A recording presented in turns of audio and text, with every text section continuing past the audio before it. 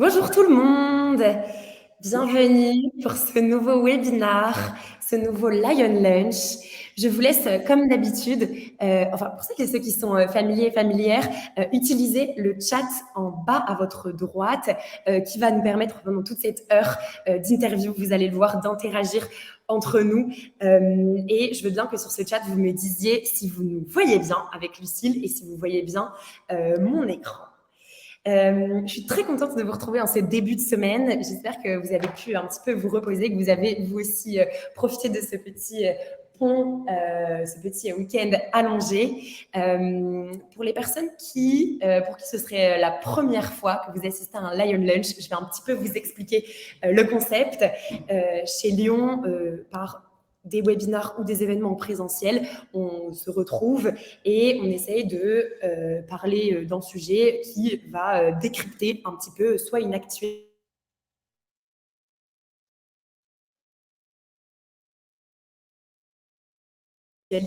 du monde professionnel, soit un... Oh non, putain. C'est bon, t'entends. Il y a eu un petit lag. C'est bon, vous m'avez... Ok, parfait. Et vous me voyez toujours, c'est bon? Yes. Ok, parfait. Donc, je vous disais, c'est Lion Lunch qui, du coup, sont des moments pour nous de décrypter un petit peu de nouvelles façons de faire, des nouveaux métiers, des nouveaux univers. Et justement, aujourd'hui, avec Lucille, qui est donc une experte du produit. Lucille, tu me diras si ça te va, cette appellation. On va justement essayer d'en découvrir un petit peu plus sur ce métier de Product Manager. Vous le savez peut-être, mais le product management est un petit peu au cœur du monde de la tech. Pourquoi? Parce que le ou la product manager a vraiment cette vocation d'aspirer, de comprendre tous les besoins, les frustrations des users. Un PM, un ou une PM, c'est aussi cette personne qui collabore avec différentes parties prenantes. Donc, parfois, dans sa team produit différents métiers, mais aussi assez plus globalement, le PM répond parfois à des enjeux business, donc qui ne sont pas seulement des objectifs purement produits. Et le ou la PM, c'est aussi finalement quelqu'un qui est dans cette logique d'amélioration absolument continue pour finalement proposer le produit qui soit le plus pertinent possible à ses utilisateurs et utilisatrices finaux. Lucille, ce qui est super intéressant avec elle et la raison pour laquelle on voulait absolument que ce soit elle qui justement s'attaque à ce sujet de comment décrocher un job de product manager, c'est que Lucille va pouvoir nous parler, je dirais, des différentes évolutions, des différentes transitions qu'elle a pu connaître. Je pense à notamment son passage de poste de Customer Success Manager, un job de PO et puis de PO à Head of Product. Et ce qui est super intéressant aussi, c'est ce que Lucille me disait, c'est elle qui a recruté son remplaçant, donc de Head of Product de la boîte dans laquelle elle a travaillé pendant 5 ans chez Plaisy.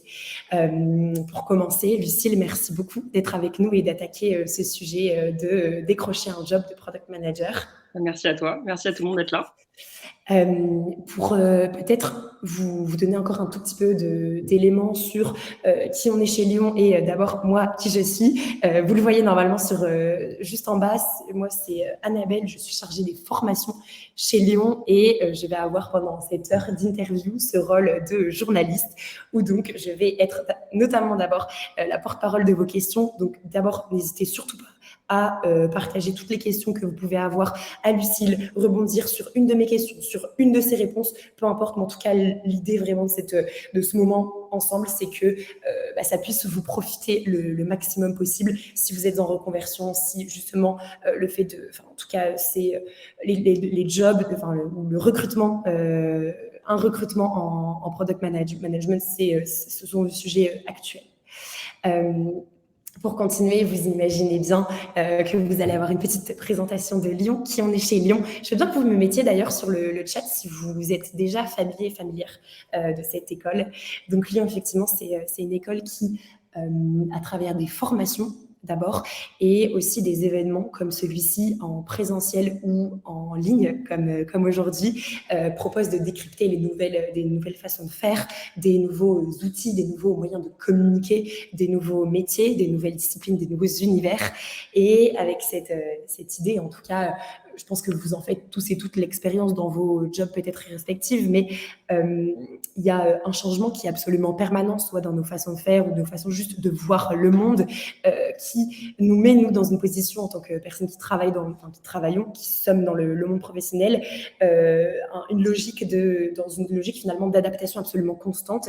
Et la promesse de Lyon, c'est de se dire que grâce à des personnes qui, justement, innovent, tentent des choses, échouent parfois aussi, en tout cas qui sont dans ce monde et dans cette réalité mouvante, vous donnent les meilleures clés. C'est la raison pour laquelle, que ce soit pour ce webinaire ou aussi pour toutes nos formations, vous avez face à vous des intervenants, intervenantes qui sont finalement des experts et des experts terrain qui vous parlent vrai, qui vous parlent réalité, qui vous donnent finalement accès aux coulisses de leur terrain dans une logique que vous pouvez imaginer, qui est celle de l'inspiration, de vous donner à voir d'un monde qui est le leur ou qu'ils imaginent.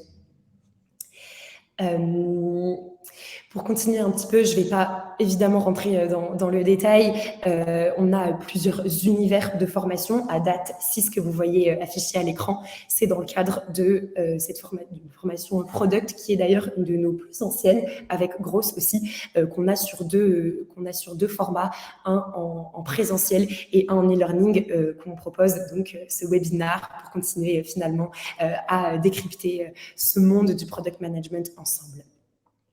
Avec Lucille, on s'est dit que ce serait chouette de commencer, même si vous l'avez un tout petit peu fait. Je vois Jocelyne, Camille, Lison, qui avaient commencé un petit peu à vous présenter. C'est très chouette. Merci beaucoup pour ces premières réponses.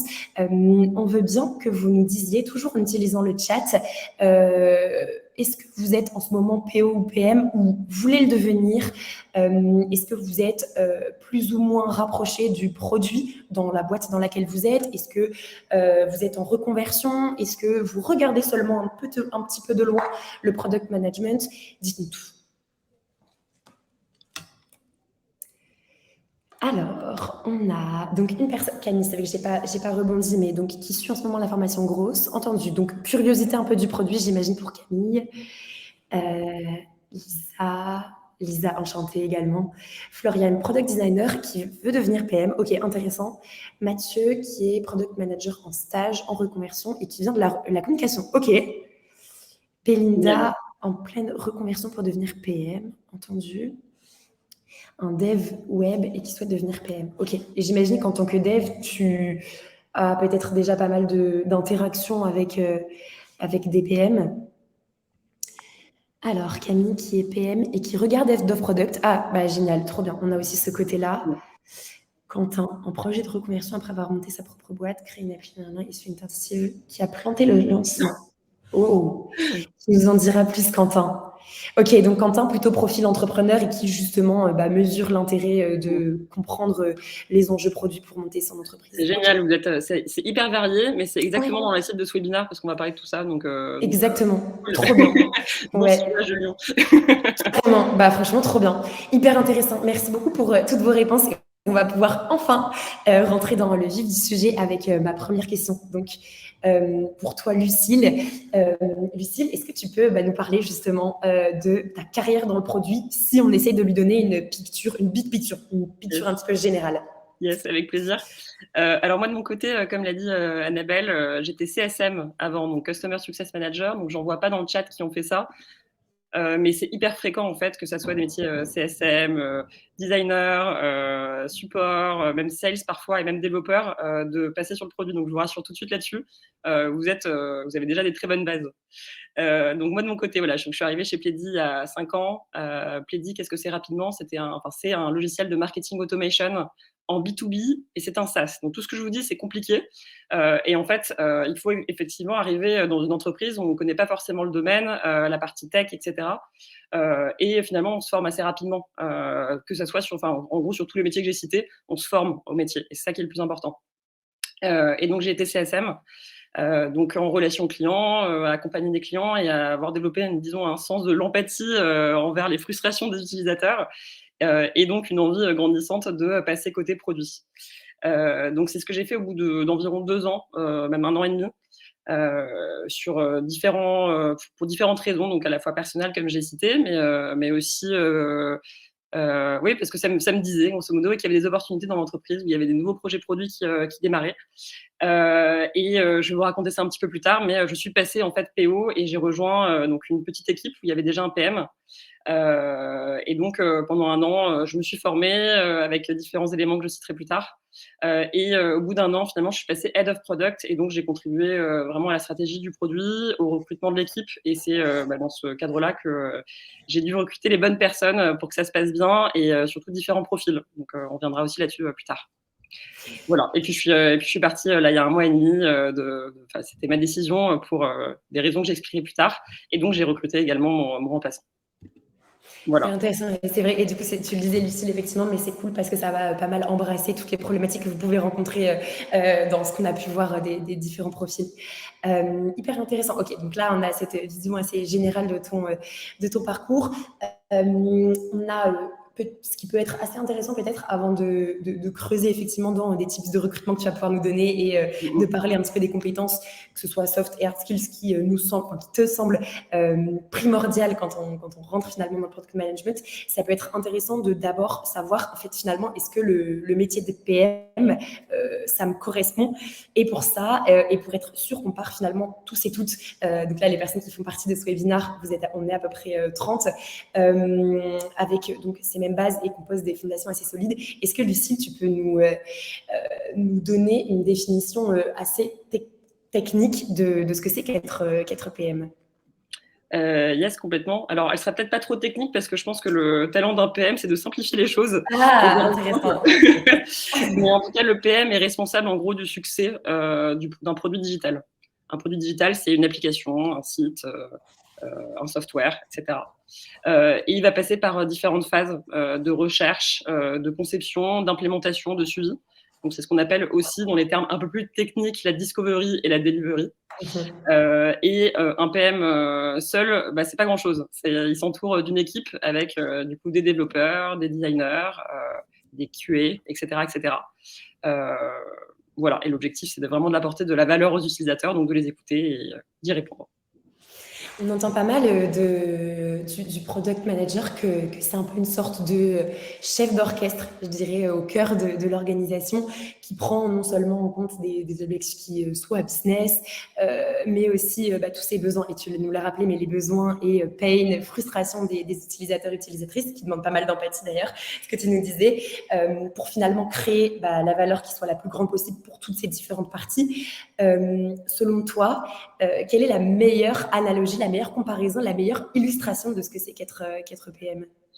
Alors déjà, tu as dit le terme chef d'orchestre, c'est déjà une première analogie, je suis assez d'accord. Et du coup, pour en donner une autre, moi je pense souvent comme si c'était un restaurant que vous aviez à tenir. Voilà, et donc il y a toute une analogie métaphore-filée qu'on peut faire, mais en gros, quand vous allez créer un restaurant, vous allez déjà vous assurer qu'il y a un local. Donc là, c'est la partie toute la partie structure. Il faut des murs, grosso modo, une adresse. Vous allez avoir un objectif qui est de régaler des clients. Donc pour ça, finalement, vous allez concevoir un menu. Pour faire le menu, il va falloir réfléchir à ce que vous allez mettre dans votre menu. Qu'est-ce qui est à la fois tendance, mais aussi qu'est-ce qui va plaire j'allais dire aux utilisateurs, mais vous voyez pourquoi je mélange, aux clients. Vous allez vous entourer d'un bon chef aussi. Donc le chef, ça peut être l'équivalent du chef de la tech. Et bien s'entendre avec lui, c'est hyper important. Il va aussi constituer une équipe, parce que le PM n'est pas le manager direct en fait des développeurs. Donc il faut aussi une très bonne entente avec la tech. Et ensuite, du coup, vous allez aussi recruter d'autres personnes qui vont rendre l'expérience plus fluide, notamment les product designers dans le produit, ou ce que vous trouverez les décorateurs, etc. Dans un restaurant. Et puis ensuite, voilà, on peut aller très très loin. Hein. Franchement, même les ingrédients qu'on va vouloir sourcer, comment on va faire des choix, on va prioriser. Pareil dans le produit, on va prioriser par rapport au coût, peut-être des ingrédients, mais aussi au coût que ça va prendre pour un chef d'aller cuisiner un œuf mollet en cuisine. donc voilà, l'idée c'est de réfléchir à tout ça et de proposer du coup un menu qui fasse bien, qui ait des clients qui viennent dans votre restaurant, donc des utilisateurs qui viennent sur votre plateforme, qui reviennent, donc d'avoir de la rétention, qu'ils arrivent même à faire des recommandations sur les différents outils, et surtout qu'ils perçoivent la valeur, c'est le plus important. Voilà, donc j'ai trouvé l'analogie du restaurant, mais je pense qu'on peut en faire pas d'autres. Pas mal, elle est vraiment pas mal cette analogie. J'adore. Elle permet de dérouler un petit peu tout ce qui est super important en product management. Lucille, si on s'attaque cette fois aux compétences du PM, d'abord celle peut-être technique, de quoi est-ce qu'on parle? Alors, je pense qu'on va aussi développer ça après, mais ça va complètement dépendre si vous êtes sur un poste de PM junior ou un head of ou un PM senior. En tout cas, pour les juniors, et je le répéterai vraiment, vraiment avec insistance plus tard, la compétence technique n'est pas très importante. Nous, on recrute vraiment sur les compétences, sur l'état d'esprit, sur les soft skills, sur la personnalité. Je pense que pour être un bon PM, il faut avoir une personnalité qui fonctionne avec, et on va en parler juste après. C'est après peut-être sur des postes plus seniors que forcément ça va devoir se matcher avec les besoins et les enjeux de l'entreprise. Par exemple, vous êtes sur un développement international dans une entreprise, il va falloir parler l'anglais et être à l'aise pour communiquer avec des développeurs externes, par exemple. Nous, c'était le cas chez Plaidy. Si dans la roadmap, il va y avoir un projet d'intégration assez lourd, c'est un gros plus en fait d'avoir été PM sur des intégrations dans une précédente expérience. Okay. Ou même par rapport à l'expérience du métier. Tout à l'heure, je parlais de Plaidy qui est dans le marketing. Alors moi, je connaissais un peu le marketing avant. C'est en plus, en fait, si vous connaissez aussi le métier, c'est que vous pouvez déjà vous mettre un peu à la place de l'utilisateur. Mais c'est pas des compétences techniques directes en lien avec le produit. Bien sûr qu'il faut utiliser les outils Jira, etc. Mais à partir du moment où on a fait quelques années de produit, en fait, et que du coup, on arrive sur un poste senior, on sait le faire, ça. C'est un peu le débat. C'est super intéressant ce que tu dis sur et finalement en tout cas ce que j'en comprends, c'est que toute cette partie qui est finalement de collaborer avec des parties prenantes qui peuvent être super différentes comme les devs, qui ont leur langage, etc. Et en fait de se dire que finalement ça s'apprend de créer des routines avec elles et eux. Je pense que ça peut aussi un peu en tout cas rendre plus accessible ce métier qu'on pense, tu vois, parfois hyper technique, etc. Alors effectivement, il y a une connaissance parfois de l'environnement de la boîte, etc. Mais ça, encore une fois, ça peut s'acquérir sur le terrain. Ouais, tout à fait. Tu as commencé un petit peu à le mentionner, et c'est marrant parce que pour justement la newsletter qui est partie ce matin, qu'on a appelée la Lion Letter, pour continuer un petit avec les jeux de mots après le Lion Lunch, j'ai interviewé deux PM, Clovis et Harmonie, qui respectivement travaillent chez Blablacar et chez Tiga, et les deux me disaient, et franchement j'aurais pu leur souffler la réponse que ça aurait été exactement la même chose, ce que je n'ai pas fait. Les deux m'ont répondu à la question quelles sont les compétences les plus importantes pour toi, humaines, l'empathie. Qu'est-ce que tu en penses, toi, et qu'est-ce que tu dessinerais d'autre comme soft skills? L'empathie, oui, clairement, c'est la qualité number one à avoir. Et en fait, je trouve qu'elle représente bien le fait qu'à la fois, il faut avoir de l'empathie avec ses utilisateurs et avec les personnes en interne. C'est exactement ça. Moi, j'avais pas mal réfléchi à cette question en parlant aussi de tout ce qui était être un bon communicant, être sensible, avoir un bon relationnel. Je trouve que ça va avec, en fait. C'est d'être capable, en fait, d'écouter les besoins de tout le monde, de pas forcément toujours prendre parti, mais d'écouter, de prendre du recul, et ensuite de créer un peu le meilleur des mondes avec tout ce qu'on aura entendu, mais bien entendu sans satisfaire tout le monde. Et je pense que du coup, le deuxième point, c'est aussi tout ce qui est un peu aspect pédagogique.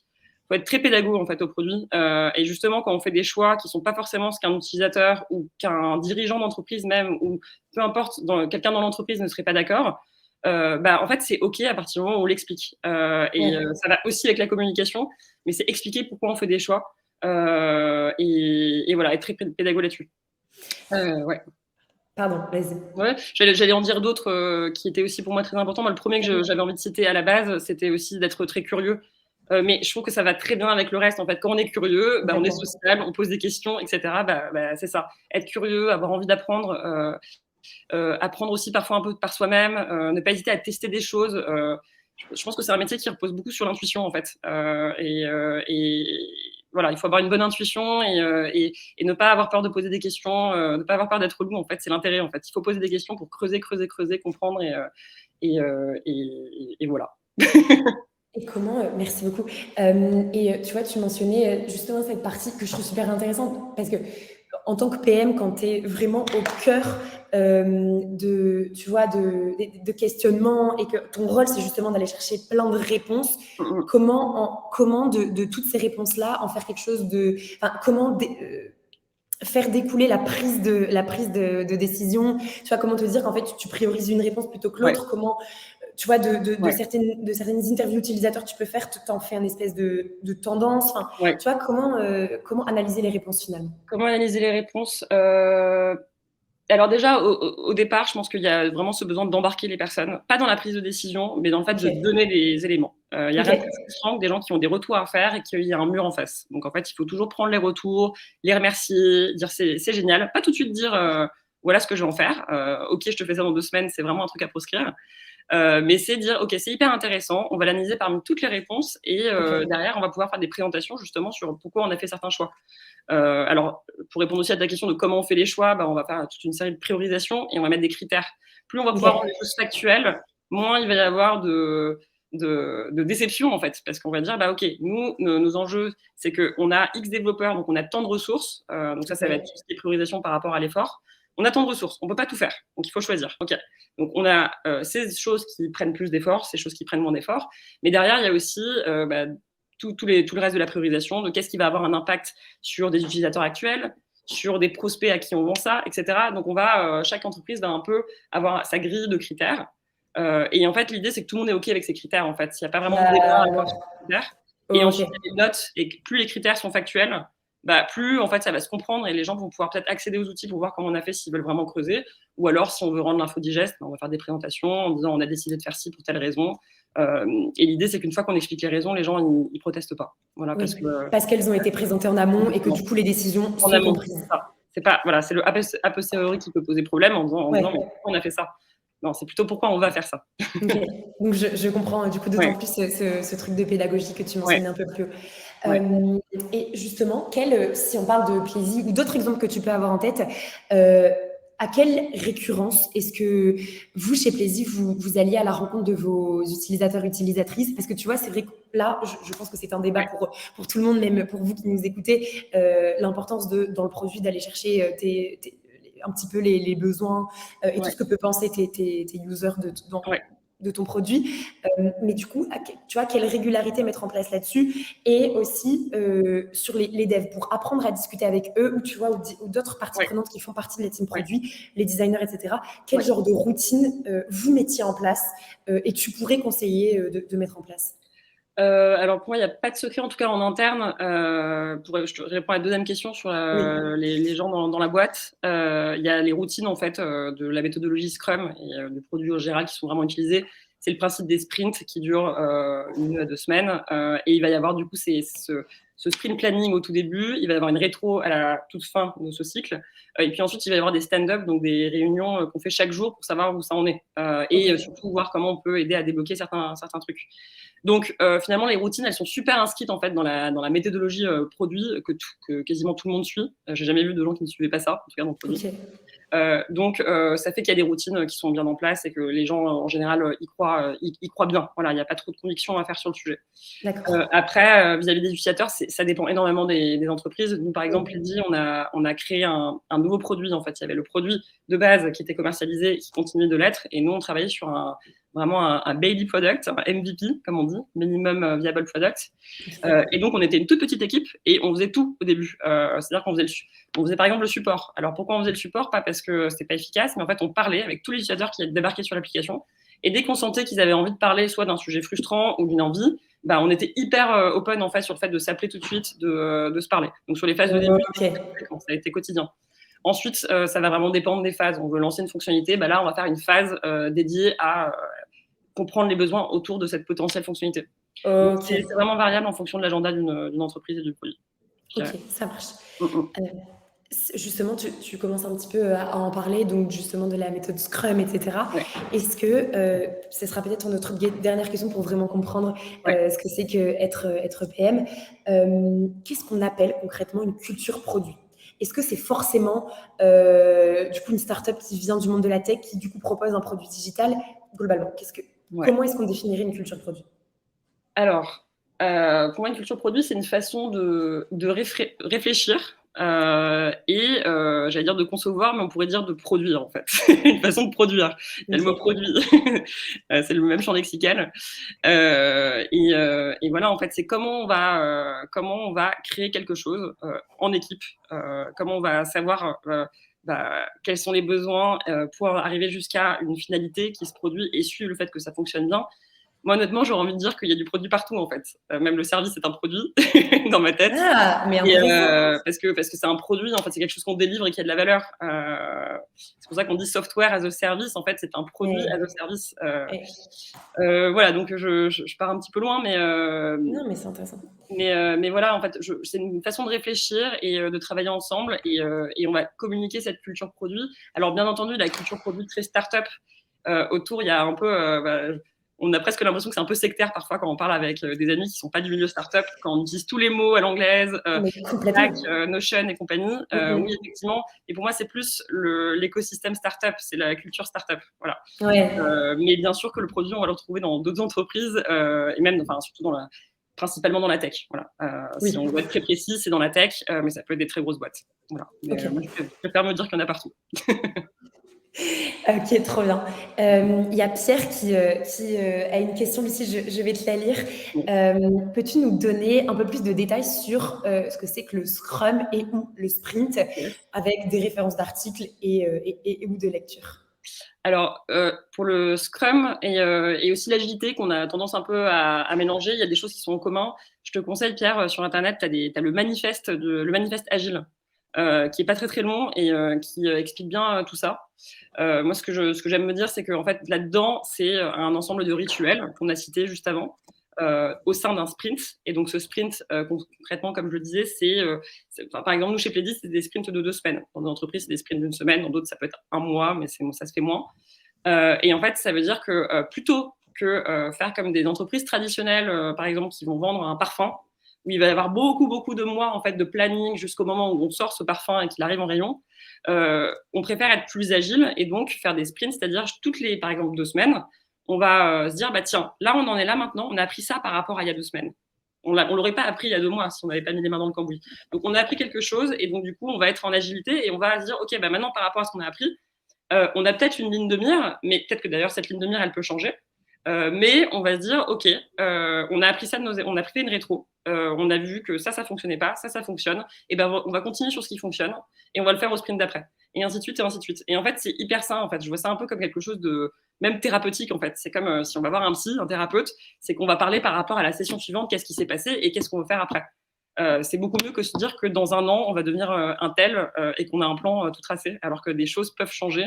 La tech peut changer, les Mhm. gens peuvent partir d'une boîte, il peut y avoir des nouvelles opportunités, il faut être à l'écoute de tout ça. C'est super intéressant, cette notion finalement d'adaptation et d'itération en fait, qui font partie inhérente, je dirais, du product management et de cette culture produit que tu as commencé un petit peu à nous détailler. Pierre, merci beaucoup pour ta question. On arrive un petit peu au bout de cette première partie qui était super importante pour nous avec Lucille d'attaquer, qui est celle de vous, peut-être, vous posez enfin, on l'a vu, poser des questions sur une potentielle trajectoire vers le produit. Vous en êtes peut-être plus ou moins éloigné, mais l'idée, c'était vraiment là de poser des fondations assez solides en termes de compétences, de réalité derrière, comme on a pu le voir là, de modèles de pensée, de culture finalement derrière. Est-ce que là, vous avez des questions sur cette première partie, sur les compétences dont on a parlé, des modèles de Scrum qui peut-être parlent plus de cette culture produit forte aux startups et ou scale-up et assez globalement au monde de la tech? Ou est-ce que tout est good pour vous? Avant d'attaquer justement je vois que vous êtes en train de taper, je vous laisse répondre. Avant d'attaquer cette deuxième partie qui, elle, va être plus centrée sur la partie recrutement. Alors, je vous laisse faire vos réponses. Tout est good pour Belinda. Trop bien. Quentin, ok, mais parfait, génial. Donc, pour parler un petit peu plus des profils qui sont recherchés, et l'idée, ça va être aussi avec Lucille de vous donner un petit peu des tips de recrutement. Je pense que vous n'êtes pas sans savoir, on parle pas mal du métier de PM, que ça peut être assez difficile, en tout cas peut-être même dans vos têtes, de se dire que notre profil peut être compétitif par rapport aux autres. Donc, on va essayer de décrypter tout ça. Lucille, on se le disait, tu nous l'as rappelé, tu es passée toi de CSM à d'abord PO, puis PM à Head of Product. Comment est-ce qu'on mène cette première transition de façon assez concrètes. Et finalement, tu vois, ce qui donne lieu à une autre question qui est comment est-ce qu'on gère une mobilité interne. Je pense à quelqu'un dans le chat qui disait qu'il était déjà product designer. Je ne sais pas si tu veux évoluer dans ta boîte, mais si c'est le cas, ça pourrait t'intéresser. Alors, premier message là-dessus, sur la mobilité interne, c'est vous pouvez le faire. C'est possible. Je l'ai fait, il y a plein de personnes qui l'ont fait, et d'autant plus dans le produit où, en fait, en tout cas, quand on a la trentaine, on a forcément fait un boulot avant, et finalement, c'est au sein de l'expérience actuelle qu'on commence à goûter au produit et à passer. Donc, je trouve que c'est très fréquent. Il y a beaucoup de gens qui le font, donc voilà, you can do it. En tout cas, voilà, c'est ce que j'ai fait. J'espère qu'avec mon exemple, ça peut vous donner des idées. Déjà, donc, de CSM à PM, donc, qu'est-ce qui s'est passé? Bon, moi, je l'ai dit tout à l'heure, je réfléchis un peu, je me rebranche sur le storytelling. C'est que, bon, c'est des sujets qui m'intéressaient, le produit. Il se trouve qu'il y avait aussi, je vous avoue, une tendance. Et c'est vrai qu'il y a de plus en plus de personnes qui veulent faire du produit parce qu'il y a une réelle tendance là-dessus et qu'on se dit, ah, c'est pas mal, en fait, c'est un métier, on fait un peu de tout. Ça a l'air assez challengeant. Donc, moi, à ce moment-là, donc j'avais pas d'expérience produit, et j'ai voulu quand même prouver que au sein de mon poste de CSM, je pouvais commencer à faire des choses qui allaient apporter de la valeur proche d'un rôle produit finalement. Je parlais beaucoup avec les utilisateurs et j'avais une certaine frustration en fait d'écouter tous ces retours sans pouvoir agir dessus. Je devais juste en fait faire de l'après-vente en fait, et donc j'ai commencé à prioriser tous les besoins. J'ai mis en place un outil dans notre produit pour pouvoir faire des feedbacks qui nous a permis de prioriser, et j'ai fait une sorte de rapport, et c'était vraiment à mon initiative. Je l'avais dit même à mon boss, enfin le dirigeant en direct. Je lui ai dit, si tu veux, je te prends 30 minutes par semaine ou toutes les 2 semaines et je te fais un résumé de ce qui revient le plus souvent. Lui, il avait en plus un besoin de mieux comprendre les clients. Donc voilà, première étape, je pense que ça a été de faire preuve d'initiative et de trouver des choses au sein de son poste, et de trouver le temps. Effectivement, ça veut dire bosser beaucoup, mais ça en valait la peine. La deuxième chose, c'est que du coup, j'ai fait la formation Lyon Product il y a 3 ans. Et d'ailleurs, je l'ai demandé à mon employeur quand il a vu que j'avais de la valeur sur ce sujet. Du coup, il l'a accepté. Et ça a été un gros boost, je pense, en termes de confiance et de légitimité. J'ai vraiment fait la formation qui m'a déjà intéressée. Je me suis dit, OK, ça me motive. C'était pas juste une tendance qui m'intéressait. Vraiment, le sujet intrinsèquement m'intéressait. J'ai eu confiance, et puis j'ai apporté, même après chaque formation, j'ai apporté plein de tips en fait en interne dans l'entreprise, et j'ai senti que ça fonctionnait en fait, et que les gens ne le donnaient pas à moi. Donc je me suis dit, OK, en fait, j'en suis capable. J'ai une source extérieure qui m'aide. J'ai un peu mes anti-sèches en quelque sorte. Et voilà. Et ensuite, il y a eu des opportunités où il y a donc avant tout ça, il y avait quand même un PM qui avait été recruté. Et lui, il était sur un gros projet, il avait besoin d'aide. Donc là, il y a aussi le sujet opportunité. Et je pense que c'est une qualité à avoir en PM ou en mobilité interne, c'est d'être très opportuniste, voir où là, il y a des opportunités pour la boîte. Moi, je suis arrivée en disant non, mais il y a besoin d'un second rôle PM en fait sur ce nouveau produit, parce que le périmètre est tellement énorme. Moi, je connais ça et ça et ça en ayant travaillé avec les clients. Et donc, voilà, de fil en aiguille, lui m'a accepté dans son équipe. On a travaillé ensemble, main dans la main, ça s'est très bien passé. Il m'a même formé parce que lui, du coup, avait plus d'expérience et en plus un profil dev. Donc, il m'avait expliqué un peu du jargon tech. Et voilà, de fil en aiguille, cette transition s'est passée comme ça. Mais je veux aussi pas vous rassurer, mais dire effectivement, la mobilité interne, c'est pas forcément hyper facile. Effectivement, en fait, il faut quand même prouver, en tout cas, si t'es bon dans ton poste actuel, il faut que tu fasses comprendre que ils vont perdre quelqu'un dans ce poste. Donc moi, c'était CSM. C'est-à-dire, je veux partir du CSM alors que ça se passait bien pour faire un nouveau métier finalement sur lequel j'ai moins fait mes preuves que CSM. Et voilà, dans ce cas-là, il faut à la fois convaincre ton manager, mais il n'y a pas que ton manager qui va gérer ta mobilité interne, en tout cas dans les petites boîtes, même dans les grandes, je pense. Et donc, il faut aussi parler aux dirigeants, il faut parler à la personne PM de l'autre côté pour le motiver, il faut faire des déj avec lui. Voilà, il faut être très opportuniste dans tout ça, je pense. C'est ce que je retiens, c'est qu'il y a effectivement cette fenêtre d'opportunité qui était celle en l'occurrence que toi tu as pu avoir avec cette possibilité de prendre un poste, de faire valoir aussi parfois ce qu'on veut. C'est vrai que je trouve que on est de moins en moins dans ça, mais il y a un peu ce truc de, quand on commence dans un métier, ça semble assez difficile de partir de ce qui nous a moulé finalement, alors que par exemple dans ton cas, tu te rendais compte que le produit, il y avait plutôt une appétence, un intérêt assez marqué, et surtout que finalement en tant que CSM, tu étais très lié au produit, et qu'en fait ça n'avait pas tellement de sens de continuer à sillonner ça, et surtout en termes de compétences. Hyper intéressant, merci. Floriane, j'ai bien vu ta question. Je la pose pas maintenant, mais juste après, c'est promis, promis, tu auras ta réponse. Ouais, d'autant que j'ai un exemple très concret pour répondre à ta question, Floriane. Trop bien. Et bah, juste, par contre, la question de Mathieu, je vais la prendre maintenant, elle est très en lien.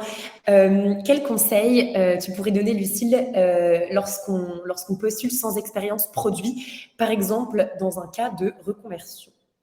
Alors, si je comprends bien, c'est quand on postule, donc pas en interne, hein, en mobilité, mais pour une autre entreprise. Je pense que c'est ça. Ouais. Je pense que dans ces cas-là, il faut la jouer un peu ambivalent. C'est-à-dire, ouais, top. Du coup, quand je dis ambivalent, c'est que tu as un métier aujourd'hui, je ne sais plus si tu l'as cité plus haut, voilà, mais je pense qu'on peut toujours trouver des liens entre son métier actuel et le produit. Et dire qu'on arrive, en fait, je donne un exemple, bah, tous les exemples sont bons, je pense à un développeur. Voilà, je sais coder, j'ai travaillé avec des products dans des différentes expériences. Ça m'a de plus en plus intéressé. J'ai l'avantage de, et là c'est mettre en valeur un peu ses atouts d'être développeur, mais on pourrait trouver les exemples pour chaque. Et donc, moi j'aimerais, s'ils n'acceptent pas et qu'ils ne font pas confiance sur le fait de recruter quelqu'un de junior, dire moi je peux faire du mi-temps en fait. Je veux ça, mais je veux qu'au bout de X mois, si j'ai démontré ma valeur, passer sur la partie produit, etc. Mettre un peu des conditions en fait. Voilà. Ça, c'est l'option 1. Option 2, si effectivement c'est un poste junior qui arrive et que ça ne vous dérange pas d'avoir un gap de salaire, parce que c'est ça en fait la réalité, c'est que repasser d'un junior de quelque chose à un junior d'autre chose, ça peut descendre votre salaire. Donc si vous êtes prêt à ça, cool. Et encore une fois, je le disais, les compétences techniques ne sont pas tant attendues sur un poste junior. Mais bon, si ça vous dérange, je dirais de faire plutôt la première option que j'ai citée. Oui, donc chercher des liens entre effectivement son métier précédent. Okay. Faire des liens entre son métier précédent et puis après bien se vendre par rapport à la boîte, parce que je vais les citer un petit peu plus tard dans deux exemples. Il y a plein de trucs à mettre en avant en fait, autres que votre compétence produit pour arriver sur un poste comme ça. Oui, carrément. Merci pour ta question, Mathieu. Pour continuer un petit peu sur la partie, effectivement, les profils qui sont recherchés et un petit peu les tips de recrutement. Alors, tu nous as parlé de la première mobilité, donc de CSM à PM. Est-ce que tu veux nous parler un petit peu de la deuxième que tu as pu connaître, cette deuxième évolution qui, du coup, est celle de PM vers Head of Product, parce qu'il me semble qu'on avait quelqu'un qui était dedans.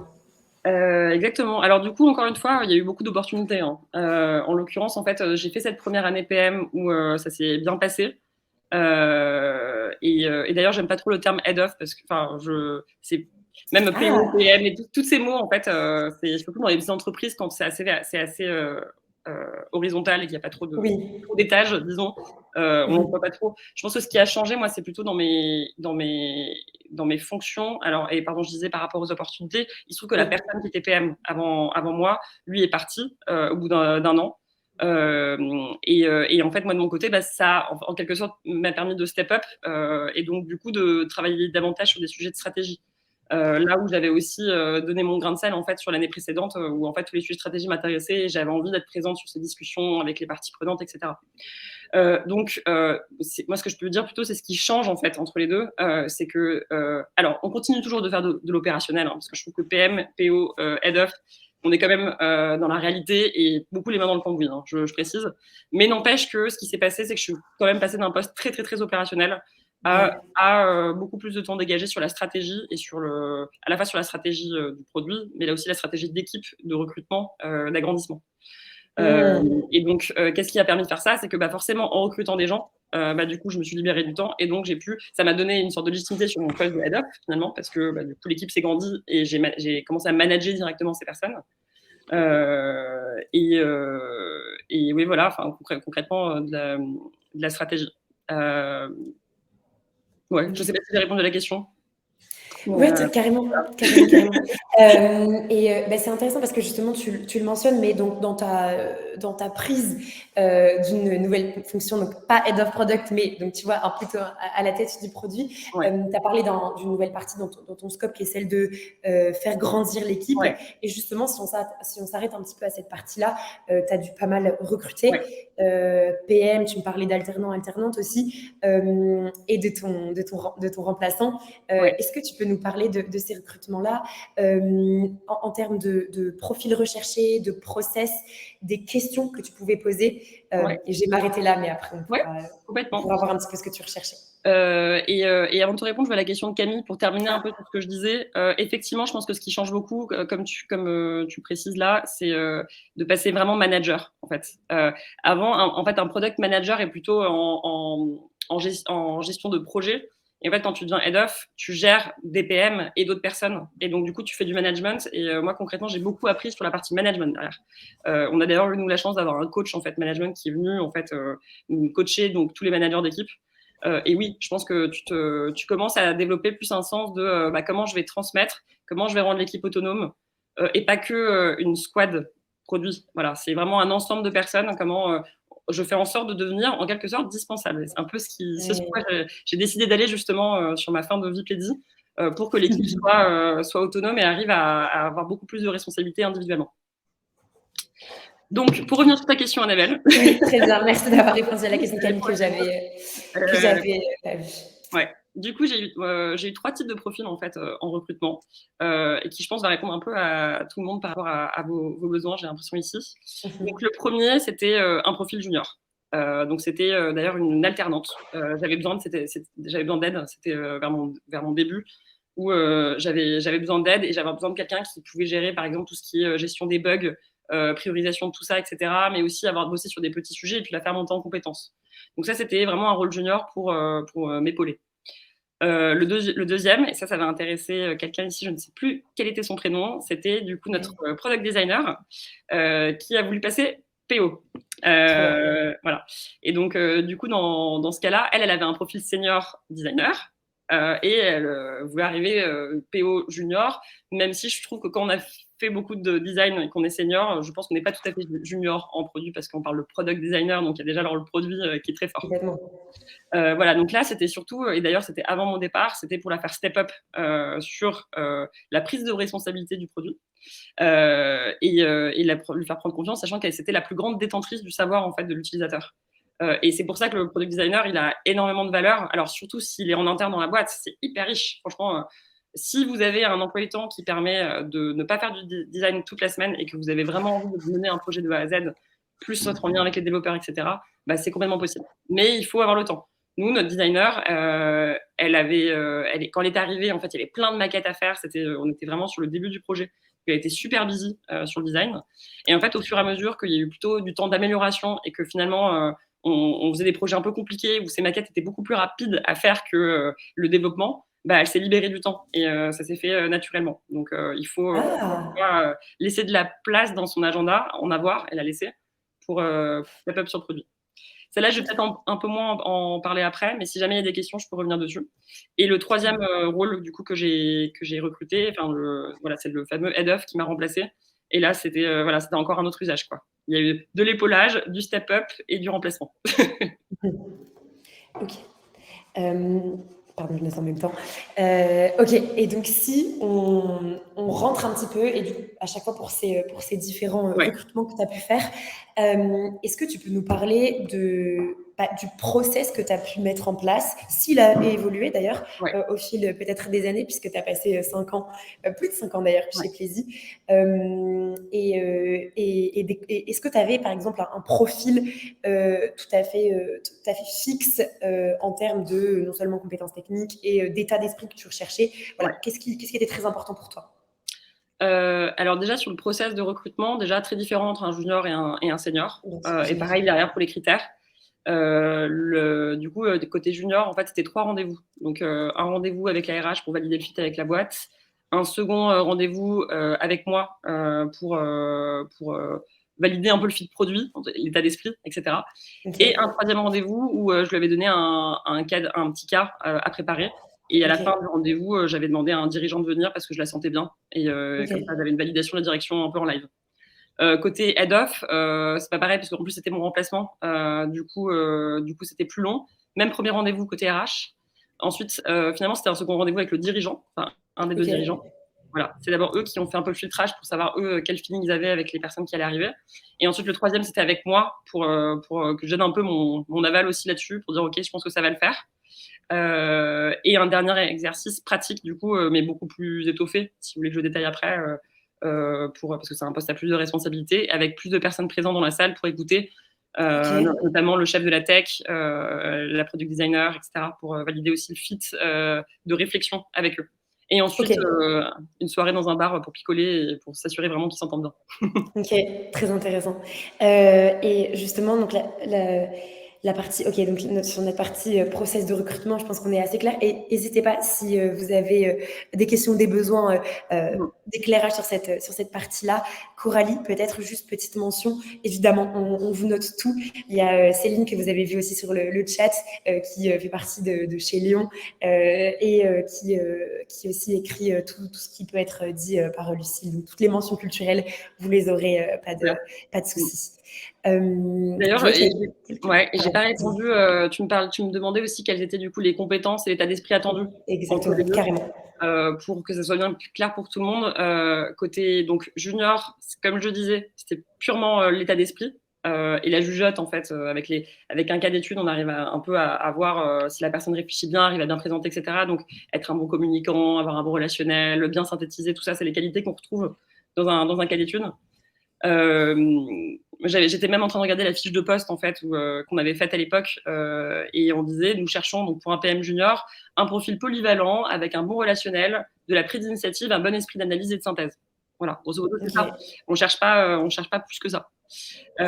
Côté senior, là c'est alors côté soft skills du senior, il y avait bien entendu quelqu'un qui nous on avait besoin de quelqu'un qui était qu'on ressente la motivation en fait. Je pense que c'est très important. Et aussi côté senior, qu'on fasse attention à pas tomber sur un gourou du produit. Qu'est-ce qu'on appelle un gourou du produit? Un gourou du produit, je pense que c'est quelqu'un qui parle beaucoup, qui a beaucoup de belles paroles, qui connaît très bien la théorie, mais qui n'a pas forcément d'exemples concrets pour montrer comment il l'a appliqué et vécu au quotidien dans un contexte réaliste. Voilà. Ok, je vois. Voilà ma longue définition. Et donc j'insiste sur le fait qu'il faut rester humble, en fait. Il faut pas chercher à se gonfler. Autant sur le poste junior, c'est pas la peine de vous gonfler parce que vous n'avez pas tant d'expérience. Et en plus, côté senior, si vous gonflez, je trouve que c'est plutôt un feeling, c'est une question de style. Hein. Moi, ça me fait peur. Voilà, je pense qu'il vaut mieux être très humble, sincère, à l'écoute et dire clairement ce que vous avez fait pour mériter votre poste. Mais par rapport aux compétences techniques, pour le head of, bien entendu, il y a ce que j'ai cité plus tôt, mais ça va encore une fois dépendre des enjeux de la boîte. Lisez bien la fiche de poste, vous voyez les enjeux de l'entreprise. Les enjeux, est-ce que on est sur un développement international? Est-ce qu'on est sur la création d'un nouveau produit? Est-ce qu'on est sur l'amélioration d'un produit existant sur un périmètre assez restreint? Est-ce qu'on est sur de l'intégration? Est-ce qu'on est sur voilà, il faut regarder en fait les fiches de poste et on les écrit pas au pif ces fiches. C'est parce qu'il y a ces besoins, donc ça fera gagner du temps à chacun de ne pas venir si vous n'avez pas les compétences, ou alors d'être au moins honnête en rendez-vous. C'est super intéressant, pardon, je rebondis juste sur cette partie-là et après on continuera évidemment. Sur la partie, c'est super important, vous qui nous écoutez, que vous posiez des questions sur quels sont vraiment les besoins de l'entreprise et dans quoi est-ce que je vais m'intégrer, soit de stratégie assez globale de produits pour que finalement vos missions vous semblent plus claires. Et je pense que Lucille, tu partages un peu ce conseil, mais vraiment poser des questions. Poser des questions quand vous êtes en recrutement et je sais pas, c'est particulièrement bien vu, mais en tout cas, ça montre de l'intérêt et surtout le truc de juste en fait vous n'arrivez pas seulement avec un certain nombre d'envies, mais que vous essayez aussi de comprendre l'entreprise, ses enjeux, ses besoins du moment et en fait dans quel cadre assez plus global est-ce que vous allez vous intégrer. Je te laisse continuer, Lucille, et ensuite je vois qu'il y a des questions d'Elinda, Pierre et Florian. Ça me donne presque envie d'y répondre, en tout cas celles qui sont en lien avec la réponse que je viens de donner. Carrément sur d'Elinda, ouais. D'Elinda, exactement. Donc des exemples de cas d'études pour le recrutement, donc pour un junior.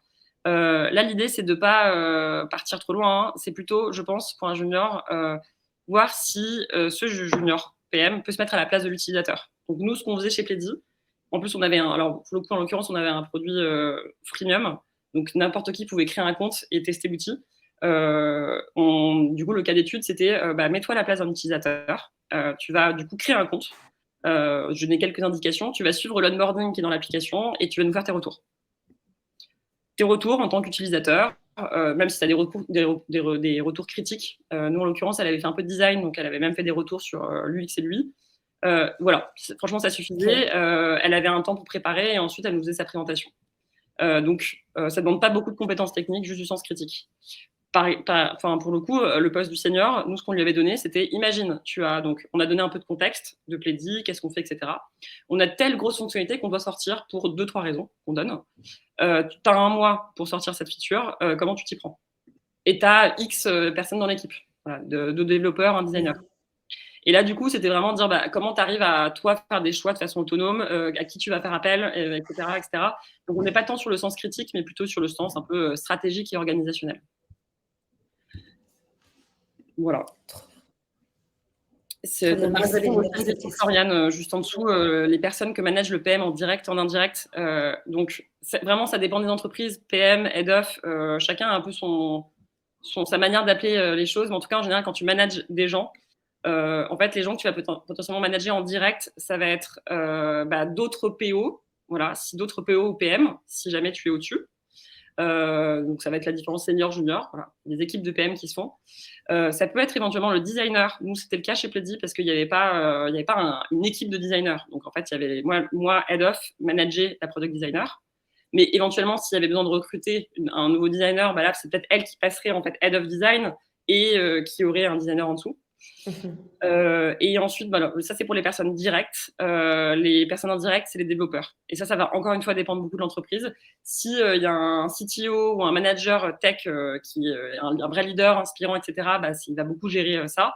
S'il n'y en a pas ou que c'est encore pas hyper stable, c'est souvent, et moi c'était mon cas au début, le PM qui est managé indirectement. Mais quand je dis indirectement, c'est qu'on faisait pas des one-to-one réguliers pour savoir s'ils étaient épanouis. C'était plus, on parlait beaucoup pour avancer sur les projets. C'était encore une fois très axé gestion de projet plutôt que coaching managérial. Voilà, je pense que pour les questions. Ouais, de toute façon, parce que effectivement, la question de Pierre sur la partie plus technique, je te laisse d'abord dérouler effectivement les compétences qui étaient importantes pour toi. Pas de souci. Ce que je voulais dire un peu parce que je vois que le temps passe, c'est que il y a des manières en fait d'évaluer les choses et les compétences techniques. Là, je vous l'ai un petit peu dit avec les exercices qui sont donnés, plus une lecture de CV. On regarde si il y a de la maîtrise sur différents sujets. Mais ça s'arrête plutôt là. Je pense que c'est plutôt tout ce qui est soft skills auxquels il faut faire bien attention et qu'on mesure. Et c'est pas forcément pendant les rendez-vous que ça se voit. Je vais attirer l'attention sur d'autres éléments. Alors le premier, typiquement le CV. Ouais, alors déjà le CV. Moi, typiquement, la PM junior qui arrivait, j'ai adoré son CV parce qu'il sortait de l'ordinaire. Elle avait une photo qui était ronde sur le côté, il y avait de la couleur, elle avait fait à la fois ingénieur, mais elle était intéressée par le design et la musique et la danse. Elle avait à la fois bossé chez un grand groupe comme Thales, et ensuite une petite start-up, et en tout cas en stage. Et j'ai trouvé ça génial parce que je trouve que c'est ça qui montre un peu l'ouverture d'esprit et le profil de la personne qui est polyvalent et qui ne s'arrête pas un peu au diktat de la société qu'il faut faire le même cursus toute sa vie. Donc voilà, le CV, c'est un peu important. Je peux vous montrer votre originalité à travers le CV. Mais bien sûr, il n'y a pas que ça. Et je pense qu'il y a aussi tout ce qui se passe, toute la partie informelle entre les rendez-vous d'entretien. Avant un rendez-vous, vous arrivez, je trouve comment vous passez, comment vous avez la tchatch, c'est important. Aussi la partie après l'entretien où en fait finalement il y a une discussion informelle qui se crée, c'est hyper important ces moments, je trouve, pour créer un peu du lien et d'avoir envie d'embaucher la personne. Après un entretien, envoyer un email, en fait, dire si vous êtes vraiment motivé. Je pense qu'il n'y a rien de plus motivant de voir quelqu'un qui en kiffe de ce potentiel poste qu'il aura. Envoyer un petit message en mode j'ai adoré la conversation, je trouve ça génial. Enfin voilà, de dire pourquoi vous avez aimé tout ça et pas être en faillot superficiel. Hein, vraiment. En tout cas, si vous êtes motivé par un poste, montrez-le. C'est ce qui, en tout cas, touche le plus, je trouve, les employeurs, en tout cas moi. Voilà, qu'est-ce que j'avais d'autre? Non, ça, voilà, c'est toute la partie soft skills. Et puis les hard skills, je pense que je l'ai déjà assez cité avec les pratiques. N'hésitez pas si vous avez d'autres questions. Ouais, peut-être sur la question de Pierre qui pose une question qui était plus outil. Tu as un tout petit peu mentionné, mais est-ce que tu veux un petit peu compléter? Donc Pierre, je te relis sa question si tu l'as peut-être pas sous les yeux, mais qui demandait quels outils à maîtriser quand on est en poste de junior ou mid-senior. Alors, du coup, junior, comme je disais, il n'y a pas trop de compétences techniques à avoir. Si vous êtes un minimum digital, c'est ça peut-être ça pour moi le truc clivant. Si vous avez du mal à utiliser votre ordi, vous ne connaissez pas Notion, vous n'avez jamais utilisé Slack, vous ne savez pas l'intérêt d'un board, que ce soit un board Jira, Trello, enfin le mot board, tout ce jargon, il faut l'apprendre. Donc faites une formation chez Lyon, faites peut-être des cours en ligne justement pour apprendre à utiliser des outils simples. Je pense honnêtement qu'il n'y a pas besoin de formation pour utiliser Slack. Voilà, Non. ça suffit. Et puis je pense aussi, regardez ce qui se fait dans les tendances digitales. Si vous n'avez pas utilisé une fois le chat GPT dans votre vie, enfin non, faut être curieux, quoi. Faut aller, faut avoir de la jugeote et voir ce qui se passe dans le milieu. Donc ça, c'est pour la partie junior. Et quand vous êtes plus senior, mais je pense que c'est à partir du moment où on a eu une expérience de produit, on sait utiliser ces outils parce que c'est la base de votre quotidien. C'est utiliser les outils de priorisation, de backlog, de tout ce qui est de strat produit, en fait. Donc, ces outils, il va y avoir Jira, c'est le plus connu. Il est quand même très utilisé dans les entreprises. Maintenant, il y a de plus en plus de personnes qui se suffisent uniquement à Notion. Et autres outils. Après, il y a d'autres outils, voilà, Product Board. Moi, je l'ai beaucoup utilisé, je l'aime beaucoup. Voilà, c'est des outils liés au produit. Après, il y a les outils annexes. Typiquement, même si vous n'êtes pas designer, c'est bien d'avoir un peu quelques bases de Figma. Pareil, pour le code, une idée reçue, c'est qu'il ne faut pas savoir être développeur ou savoir coder pour être PM. En revanche, connaître un peu le jargon tech, faire une petite formation HTML, voilà. Tous ces trucs-là montrent que vous avez une sensibilité et puis vous n'avez même pas besoin de le prouver, ça se sentira dans une discussion parce que vous allez utiliser les bons mots. Complètement. Et je trouve que ça rentre vachement en lien avec ce que tu disais sur la curiosité et l'empathie que tu peux montrer et démontrer dans tes interactions avec tes différents collaborateurs, collaboratrices. Et ça rentre aussi peut-être un peu dans le conseil que tu pouvais donner aux personnes qui pourraient être intéressées pour une mobilité en interne et finalement veulent migrer vers un poste de PM, aller peut-être à la rencontre des différentes parties prenantes autour de ce PM. Parce qu'en fait, comprendre la réalité aussi de ce que c'est qu'être PM, c'est voir les différentes personnes, les différents métiers avec lesquels il ou elle peut interagir. Ouais. Et ouais, ok, hyper intéressant sur la partie apprendre à maîtriser certains outils. Ça rentre vachement aussi dans la soft skills que tu mentionnais sur la curiosité. Bon, il n'y a pas de secret, effectivement, product management qui est dans le monde de la tech. Vous devez avoir une certaine appétence pour justement tous ces outils-là. Il y a un dernier petit conseil que j'ai pas donné, c'est aussi parfois vous avez peut-être 0 expérience en produit, mais si vous postulez pour un produit que vous adorez parce que vous l'utilisez au quotidien, montrez-le. Voilà, montrez-le. Encore une fois, voir du kiff, des gens qui sont potentiels utilisateurs, c'est hyper utile. Trop intéressant, merci. N'hésitez pas. Alors, je vois que on arrive presque au bout de cet entretien. C'était sûr que ça allait passer très très vite, mais c'est chouette parce que vous avez posé plein de questions. Je vois qu'il y a des questions, on va y répondre parce que c'est plus important que vous puissiez poser vos questions. D'abord, la question de Camille. Pour toi, Lucille, j'ai vu sur ton profil que tu as fait une formation aussi en product design. Qu'est-ce que tu peux nous dire là-dessus ? Oui, complètement. En fait, moi, je considère qu'il faut se former en permanence. Je suis complètement dans la cible Lyon et compagnie. C'est pour ça qu'on se comprend. Donc, j'avais fait d'abord la formation produit. Et en fait, après, justement, l'année suivante, quand j'ai dû manager la product designer, je sentais que j'avais peut-être un sujet de légitimité sur ses compétences à elle, n'étant pas designer moi-même. Et donc, j'ai suivi cette formation aussi, du coup, chez Lyon ou Maestro, c'est le même groupe. Et donc, formation design qui était hyper intéressante aussi, qui m'a permis d'apprendre à utiliser Figma, avoir mené un projet design. J'avais même suivi aussi l'année suivante une formation growth, parce que finalement, pareil, dans le produit, si on a une boîte portée par le produit, c'est la croissance du produit et le growth marketing, il est vraiment lié à ça. Donc, il ne faut vraiment pas hésiter de se former sur plein de sujets. Il y a tellement de ressources qu'il faut en profiter. C'est clair, carrément. Et comme disait Lucille, ce qui est assez chouette, que ce soit pour la formation grosse produit, il me semble que c'est ce que tu disais, mais ce truc de, en fait, vous êtes dans votre réalité et vous prenez un petit peu session après session ce que les expertes vous proposent, vous donnent à voir. Et ensuite, vous faites comme Lucille, justement, vous commencez un petit peu à infuser vos pistes de réflexion, ce que vous avez pu mettre en place, etc. Et c'est assez chouette. Alors, je remonte sur la question de Camille. C'était Céline Leïla. Selon vous, est-il possible pour les juniors PM de passer d'un domaine à l'autre, par exemple passer de legal tech à fintech, puis biotech, etc., pour ne pas rester bloqué dans un domaine précis?